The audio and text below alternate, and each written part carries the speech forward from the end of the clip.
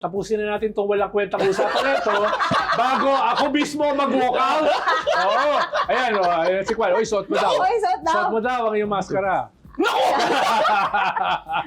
Talagang parang ano to ha? Isuot mo na. Walang nais si pahiwatig yan. Ha?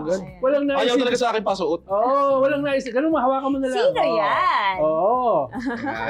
Parang inaway yata siya dati yan. Proud ako na isuot to. Dahil Ideally, Oo. isusuot mo dapat yan. Oo.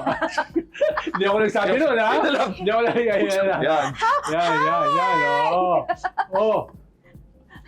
Eh, no. Ito, isusuot ba natin to? Oo. Di ba? Oo. Okay mong player book ako. Eh, wala ka rito. Di Bakit ba? pinutol niyo ang baba ko? Oo. Wala ka rito. Wala ka rito. Ako si Batogan. Di ba? Dahil lagi akong absent. Katulad ng Senate President. Oo. Ideally, kung boboto ka, dapat present ka doon sa chamber. Oo. At least, hindi peke yung aking natitirang buhok. Hindi tulad ng iba dyan.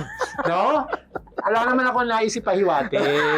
Oo. Uy, meron sa likod natin. Peke na nga yung buhok mo. No? Pati yung iyong dignidad, peke. No? Pati yung iyong alam, peke. Eh di, sobrang peke ka na. No? Parang galit na galit kasama natin senador dito. Oo. Hindi. Bilib na bilib ako kay Kwan kay Supremo. Oo, kay Lito Lapid. Oo. Kaya mo yun? Oo. Diba? Level up, di ba? Yun ang Oo. bilib ako dahil basically sinabi niya kahapon, may isang salita lang ako. Oo. Hindi ako naalis dito. Eh, ang pagkakamali kasi kay Melvin Matibag. Naniwala siya sa usapang lalaki. Ay, tutuloy pa ba natin?